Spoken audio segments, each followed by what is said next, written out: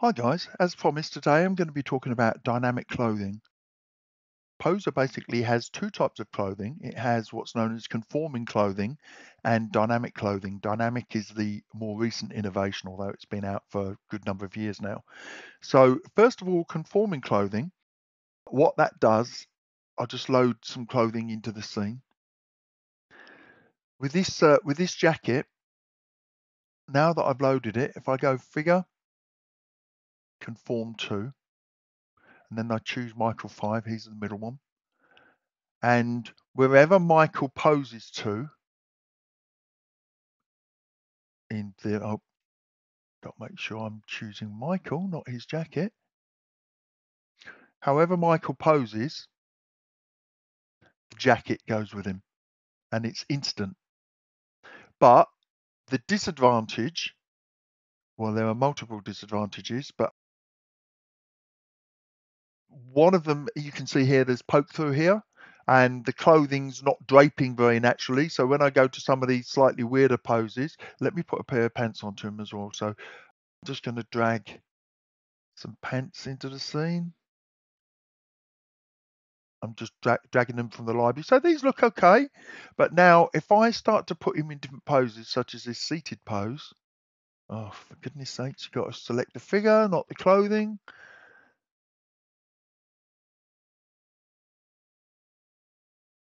The creases in here and the way it hangs on his leg are not very realistic. And also, conforming clothes often don't have morphs for the underlying figure, so they can look a little bit stiff and unrealistic.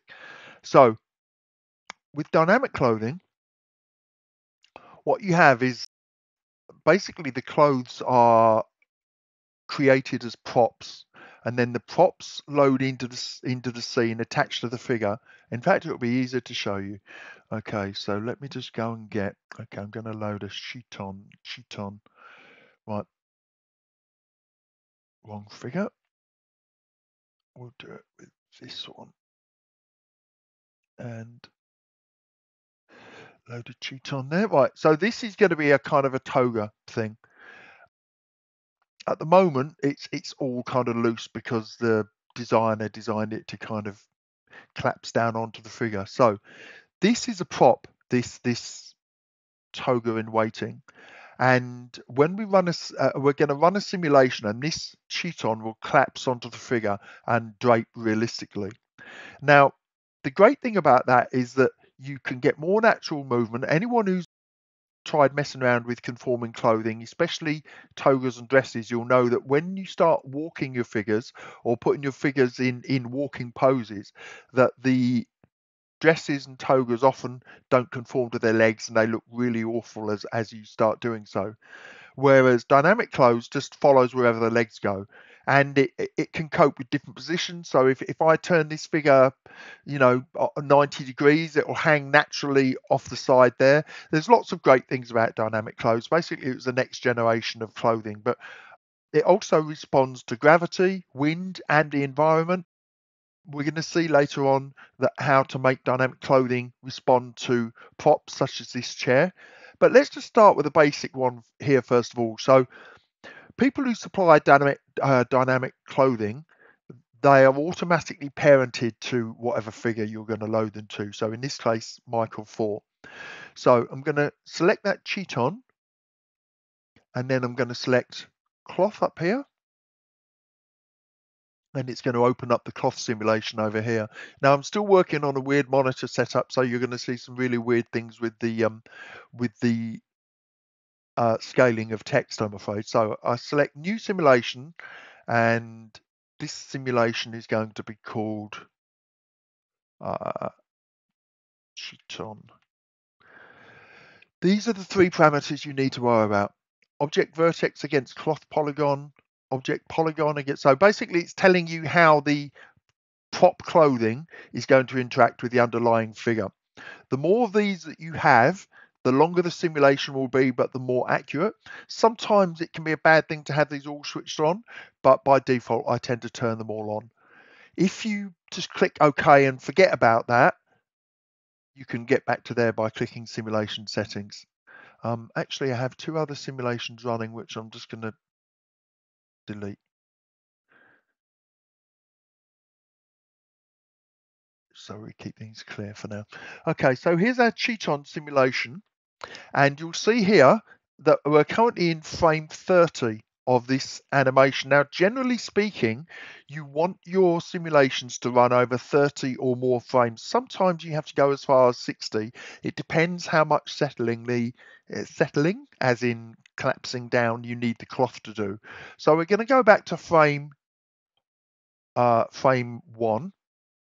And frame 30 by default, the first and last frames have keyframes by default. But supposing you had a 100 frame animation, you might need to set a keyframe for the start of your simulation. Right, so what we're going to do now, we've got the cheat on selected. You can see that up here. We're going to select Clothify, and now that's the object that we want to clothify. And we click Clothify. So now that has decided that that cheat on is clothified. Now we're going to say what it's going to collide against. Now, at its simplest, you just want it to collide against, excuse me, my window has opened off screen. You just want it to collide against the figure. So this middle figure is Michael 5. So I'm just going to collide it against that. Usually I would collide it against the ground as well. The more things you collide against, the slower it's going to be, the slower the simulation. So I'm going to click OK there. And I'm not going to worry about any of the other details for now. Right, and now that's ready to go. Now, there are a few things here to do with the properties of the cloth, but we're not going to alter any of those. This is fine for a start. So I'm going to click calculate, and now it's going to go through a lot of pre-calculation. You'll see a progress bar in a second. It's come up off screen, annoyingly. Right, here. So it said calculating dynamics. So now it's just simulating that frame. But I've made a silly mistake. No, oh, no, I haven't. What I'll do is I'll let that calculate in that pose first of all. So I'm just going to speed up this bit. I can't speed the simulation, but I'm going to speed the video so you don't have to stay and watch.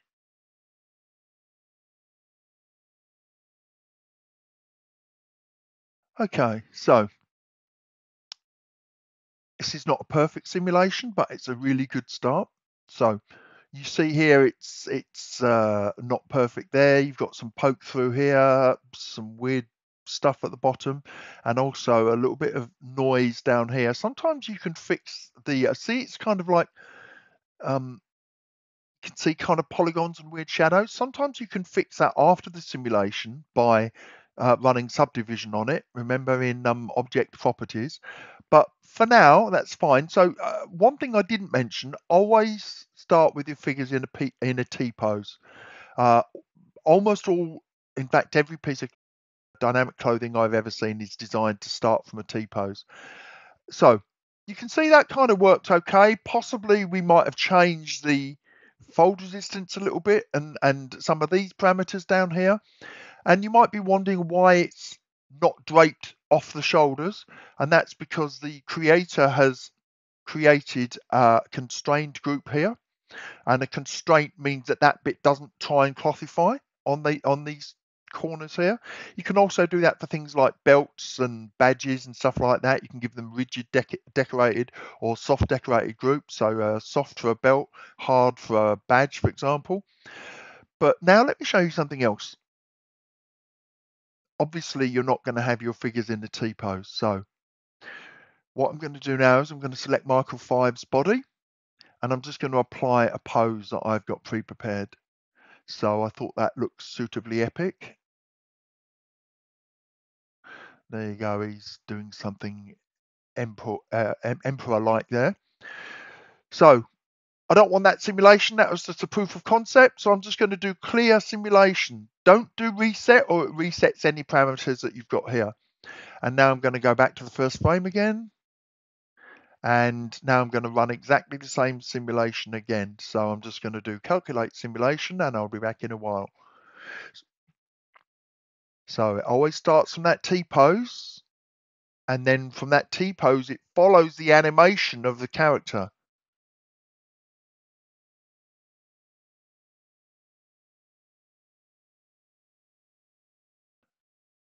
Okay, so that simulation has gone reasonably well. We've got a bit of poke through there.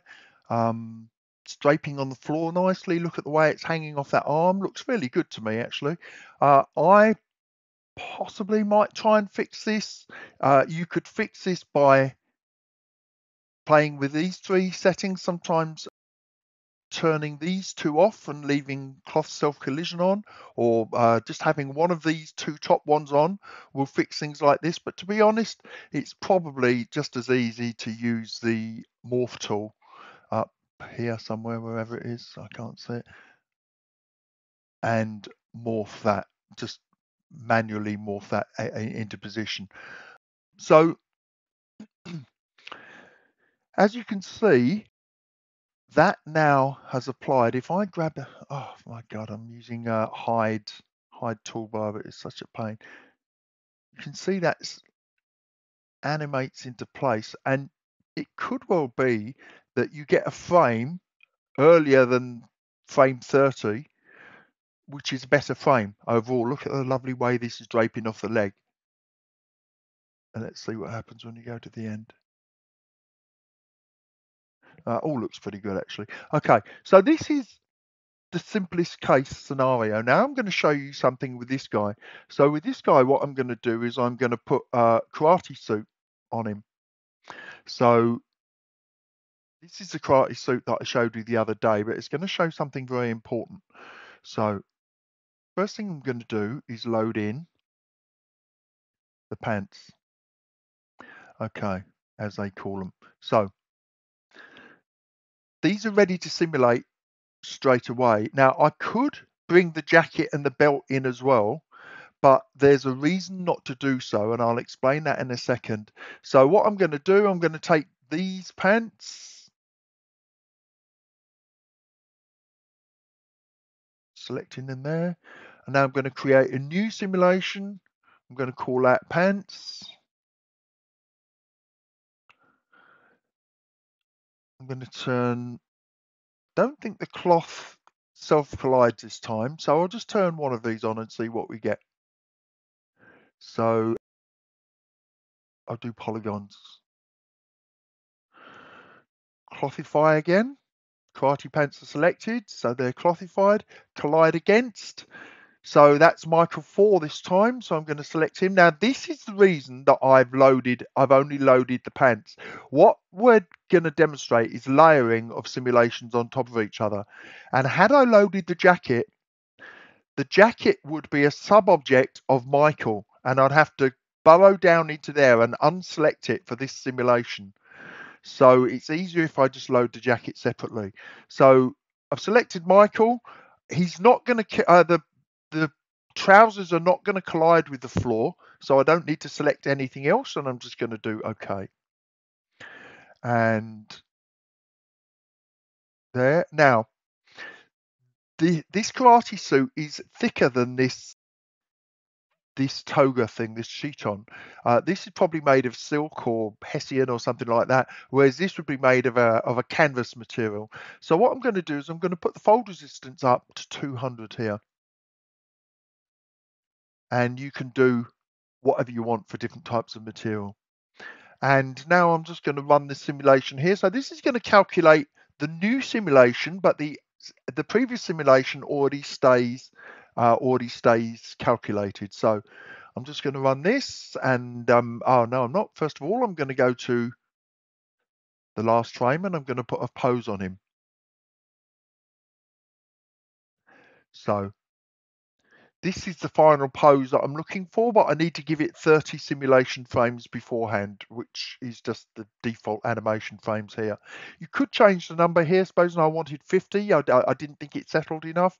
I just click there and then type 50, and then it would be 50 frames simulation.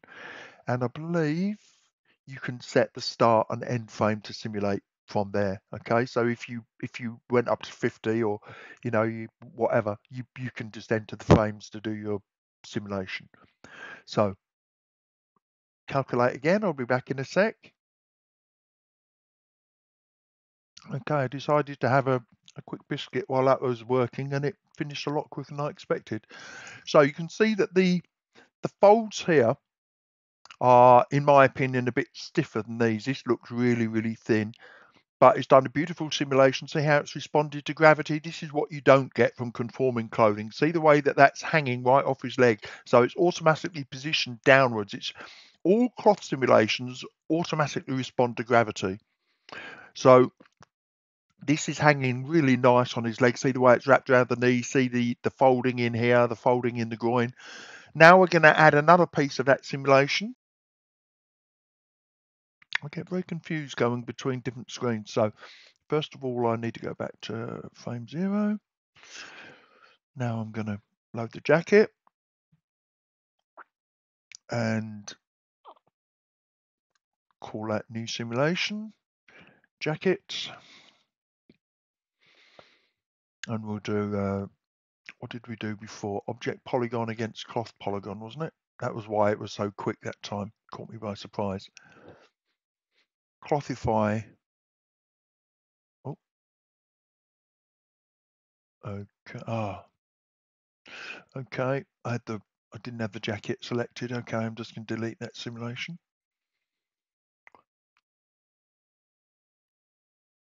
Props, jacket, new simulation, jacket, object against cloth. I probably could have fixed that from within where I was, but it's just easier if I go back to here. Clothified that jacket, collide against. Right, here's where it starts to get interesting. So we know we want it to collide against Michael 4, but also if I open that,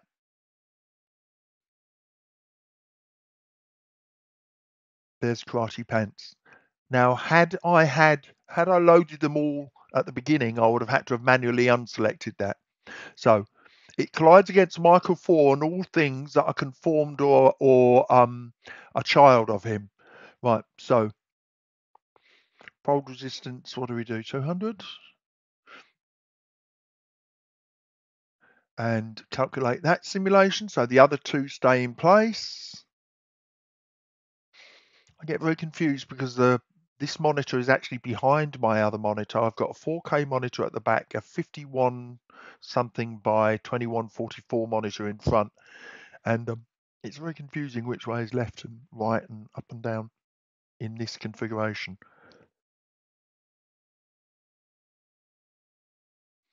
Okay, so that went quite nice and quickly. You can see the jacket's interacted with the pants. It's also interacted with Michael's arms and his body. So that's all looking really good. So let's just add the final part of that, which is the belt.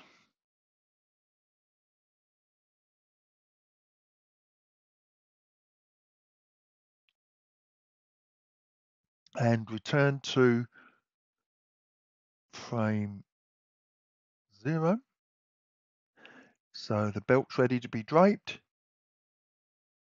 Select the belt up there. Remember they're props. New simulation. Belt. Lost the cursor. Object against cloth. Is there any self-intersection there? Let's assume there isn't for now. Clothify belt.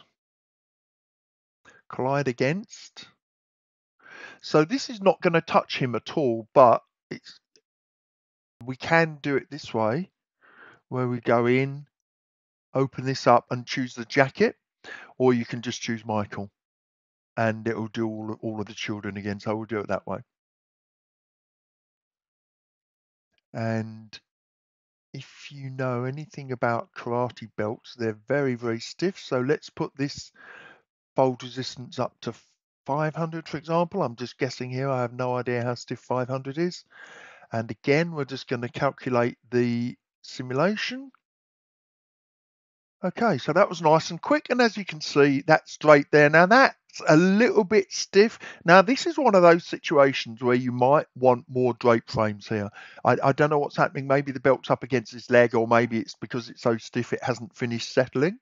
Obviously it responds to gravity, but the stiffer it is, the slower it is that the more rigidly it responds to gravity. So I'm not going to look into why that hasn't done it. I could have gone for this belt simulation. I could do pre-drape frames, but I'm not going to do that. I'm not even going to get into that now. Right. So these have both worked really nicely. So we've got this chiton here, chiton. We've got this karate suit here in 3 parts with the layers building up, each simulation being run one after the other rather than simultaneously. Now I'm going to show you a slightly more complicated situation. I'm just going to go and get another piece of clothing. So let's see. I will try it with a chiton first of all. If it doesn't work, then I'll be back and I'll change it over. So Michael 4 chiton. I'm going to use a short chiton this time. So I need to select Michael 6 here. Okay, so I went through some simulations there and I screwed up. So I'm just going to record this bit separately and add it on. Don't be surprised about the cursor jumping about.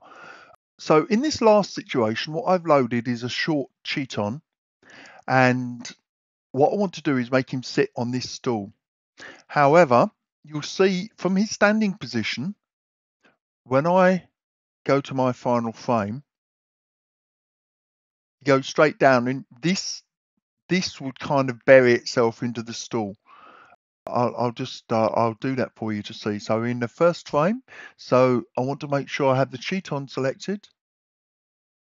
New simulation,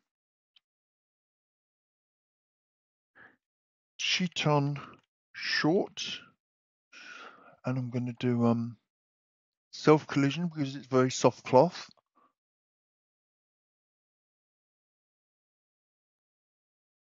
I'm going to clothify chiton short, so it's already done by default.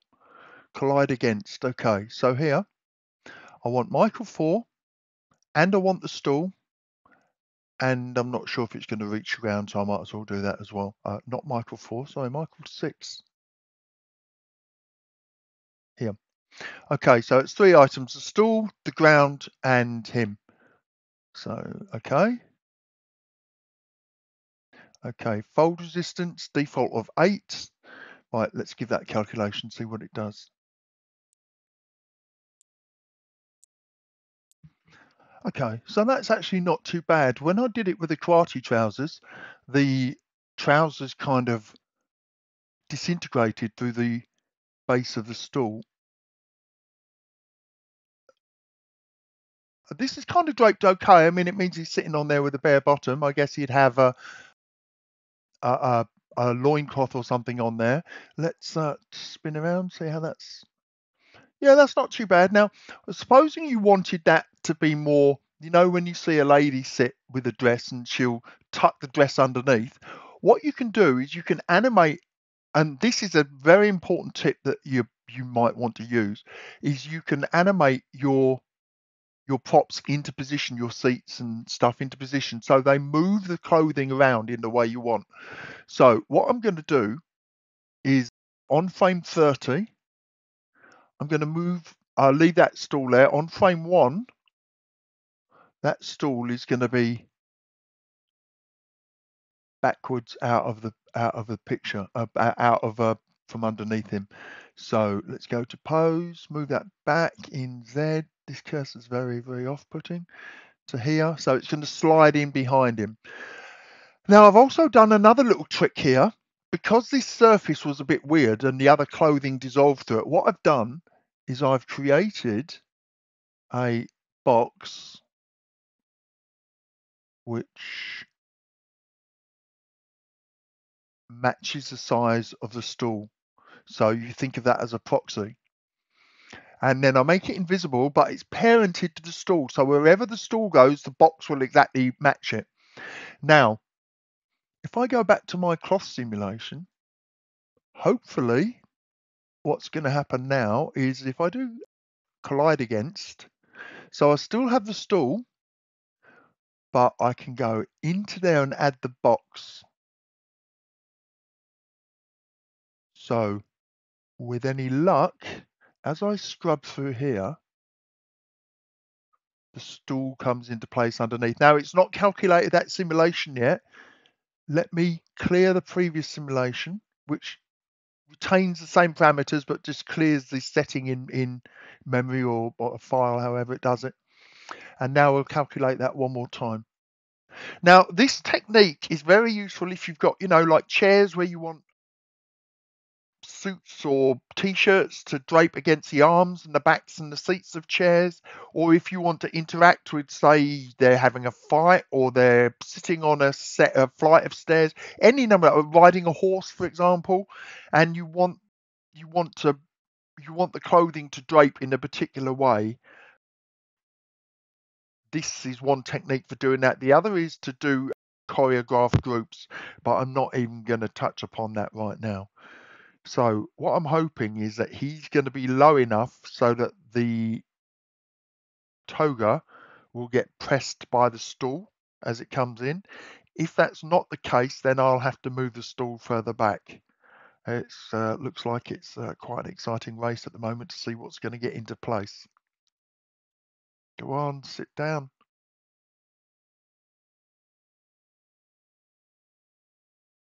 Sit. See, that sheet on behind his bottom, I don't even know why it's curling round as much as it is, because it's supposed to be responding to gravity.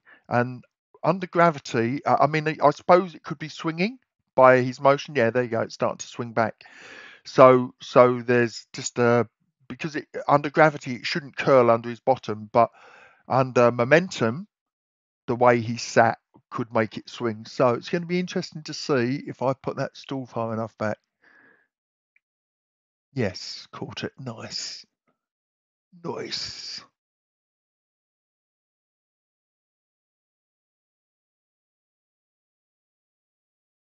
So now that's going to tuck that cloth in underneath, and he won't have a cold nether region, which at this time of year is something you definitely don't want.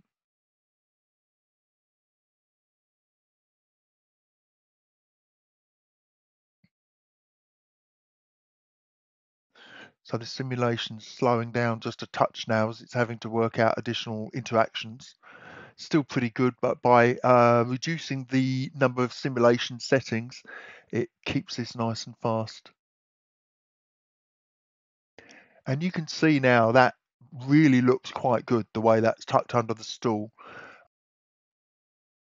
Don't forget the little trick with the proxy objects. It's only a simple rectangle, just size to scale, but it can avoid a whole bunch of problems. Okay, and there you are. Look, beautiful.